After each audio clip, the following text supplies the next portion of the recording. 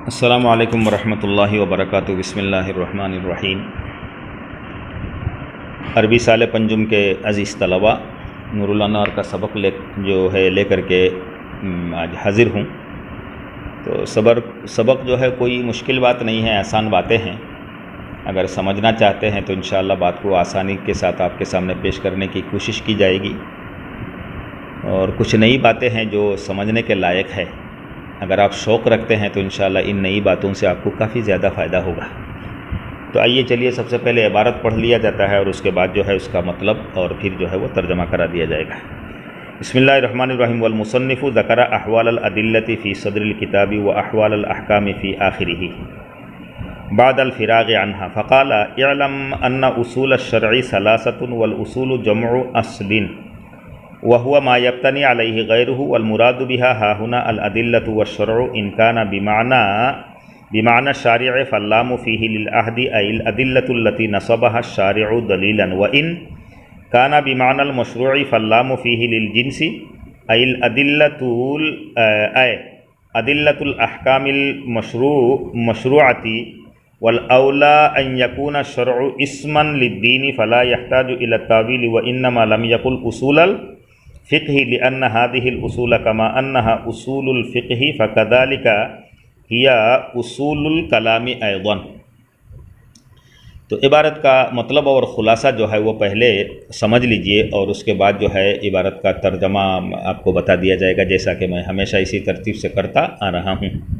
تو شارح رحمۃ اللہ علیہ فرماتے ہیں کہ والمصنف ذکر احوال الادلۃ، اس بات سے شارح رحمۃ اللہ علیہ یہ بیان کرنا چاہتے ہیں کہ مختار مذہب کے مطابق، جیسا کہ پہلے بتایا جا چکا ہے کہ مختار مذہب کے مطابق اصول فقہ کے دو موضوع ہے، ایک ہے دلائل اور ایک ہے احکام، اور اس پر بھی سوال و اعتراض و جوابات بھی آپ کو پہلے دیا جا چکا ہے کہ تعدد موضوع تعدد علم پر دلالت کرتا ہے، جواب وغیرہ دے دیے ہیں۔ تو اب شارح رحمۃ اللہ علیہ فرماتے ہیں، ملا جیون رحمۃ اللہ علیہ فرماتے ہیں کہ اس کتاب میں نور الانوار میں منار میں ماتن رحمۃ اللہ علیہ نے دلائل کے احوال کو پہلے ذکر کیا اور اس کے بعد احکام کے احوال کو ایک دم کتاب کے آخر میں جا کر کے بیان کیا۔ اب ذہن میں یہ بات آتی ہے کہ جب دونوں موضوع ہے تو دونوں کو ایک ساتھ میں بیان کرنا چاہیے تھا، ایک کو کتاب کے اول میں اور ایک کو آخر میں کیوں بیان کیا؟ تو اس کا جواب اور خلاصہ یہ ہے کہ دلیل چونکہ اصل ہے اور احکام فرع ہے، اور ظاہر سی بات ہے جو اصل ہوتا ہے وہ مقدم ہوتا ہے اور احکام جو ہے وہ بعد میں ہوتا ہے، مؤخر ہوتا ہے۔ اسی اعتبار سے دلائل کو پہلے بیان کیا اور احکام کے احوال کو بعد میں بیان کیا۔ اس کے بعد دیکھیے شارح رحمۃ اللہ علیہ کی عبارت آ رہی ہے، ماتن رحمۃ اللہ علیہ کی عبارت آ رہی ہے ان اصول الشرع ثلاثۃ۔ اس عبارت میں ایک چھوٹا سا اعتراض ہے، اس اعتراض کی طرف اشارہ شارح رحمۃ اللہ علیہ فرماتے ہیں کہ والاصول جمع اصل، اصول یہ اصل کی جمع ہے۔ پہلے بھی بتایا میں نے، سبق میں بتا دیا ہے کہ اصول فقہ کی تفصیلات میں لفظ اصل یہ اس کا معنی، ایک معنی یہ ہے کہ جس کے اوپر دوسرے کی بنیاد ہو، ایک معنی راجح کے لیے آتا ہے، ایک یعنی ضابطہ کے لیے، قانون کے لیے آتا ہے، ایک استصحاب کے لیے بھی آتا ہے، ایک دلیل کے معنی میں چند معنی میں نے 4-5 معنی وہاں پر بتا دیا۔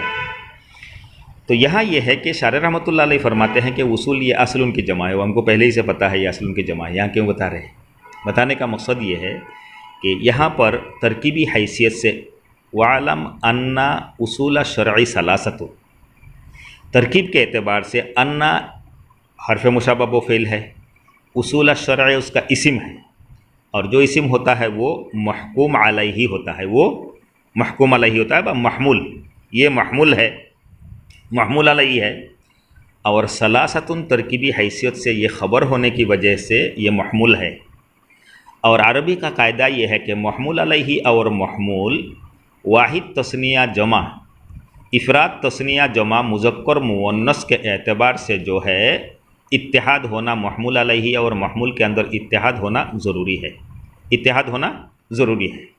تو یہاں عبارت پر غور کرنے سے دیکھا جاتا ہے کہ لفظ اصول یہ مفرد ہے، یہ واحد ہے، اور ثلاثۃ جو ہے وہ جمع ہے، لہذا اصول محمول علیہ ہے، یہ ہے مفرد واحد، اور ثلاثۃ محمول ہے، یہ جمع ہے، تو اتحاد کہاں سے ہوا؟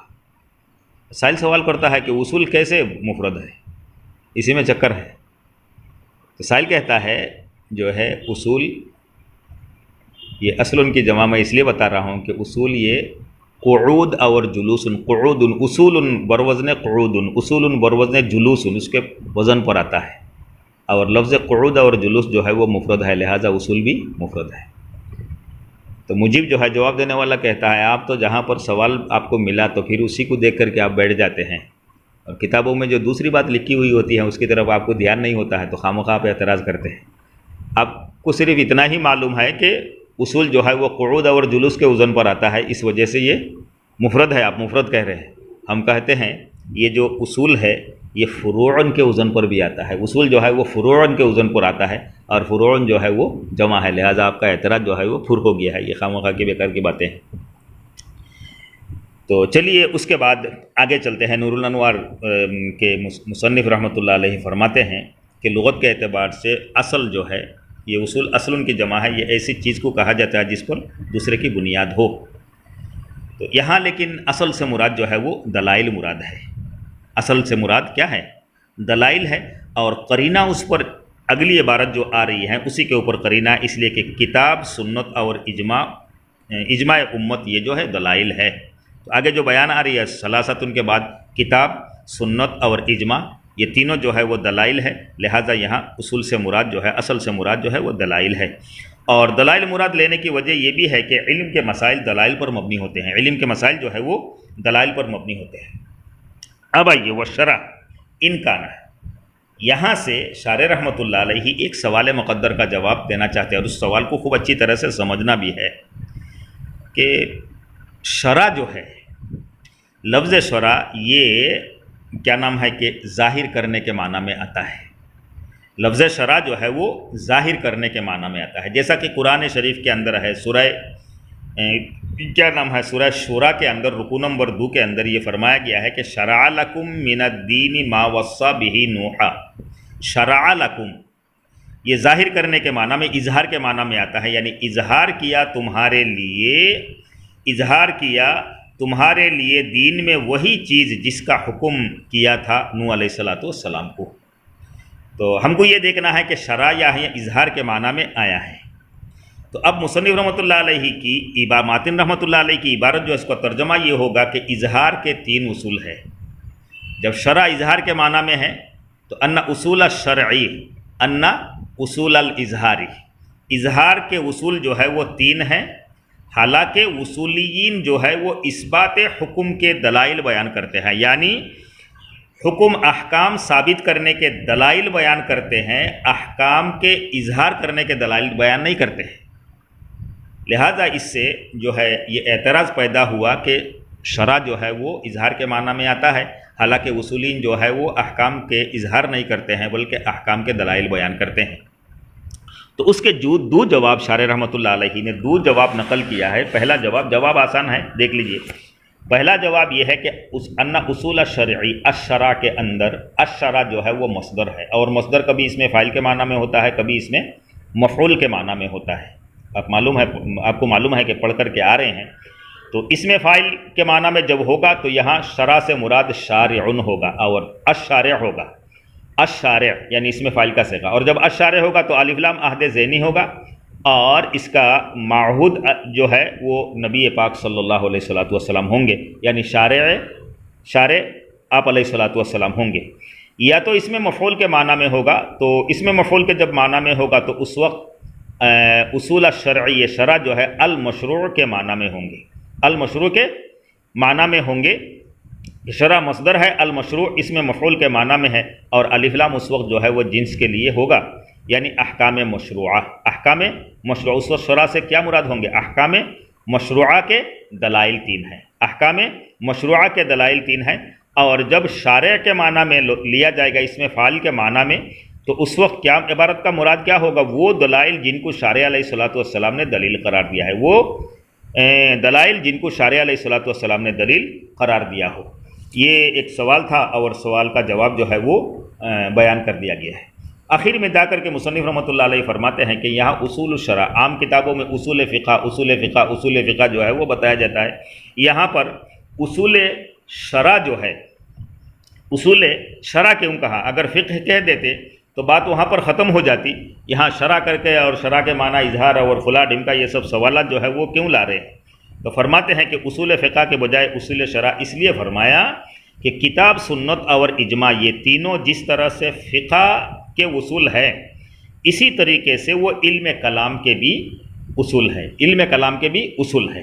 تو اس وجہ سے کسی پڑھنے والے جاننے والے کو یہ ذہن کے اندر خدشہ نہ ہو جائے کہ یہ کتاب اللہ، کتاب سنت اور اجماع جو ہے یہ شاید علم کلام کے بھی کیا ہے، یعنی علم کلام کے بھی اصول ہے، علم کلام کے بھی اصول ہے. یہ ذہن کے اندر سوال پیدا نہ ہو جائے، اس وجہ سے شارح رحمۃ اللہ علیہ فرماتے ہیں کہ مصنف رحمۃ اللہ علیہ نے، ماتن رحمۃ اللہ علیہ نے اصول شرع کیا تاکہ پڑھنے والے کو یہ معلوم ہو جائے کہ یہ تینوں چیز جو ہے اس کتاب کے اندر جو ہے یعنی اصول شرع جو ہے، اصول فقہ جو ہے، اصول فقہ جو ہے اسی کے یعنی اصول فقہ جو ہے اس اصول فقہ کے موضوع ہے، اصول فقہ کے موضوع ہے. یہ تو اس کے موضوع فقہ کے جو ہے وہ اصول ہے، علم کلام کا جو ہے وہ اصول نہیں ہے. اس وجہ سے اصول شرع جو ہے، شرع کا لفظ لایا ہے.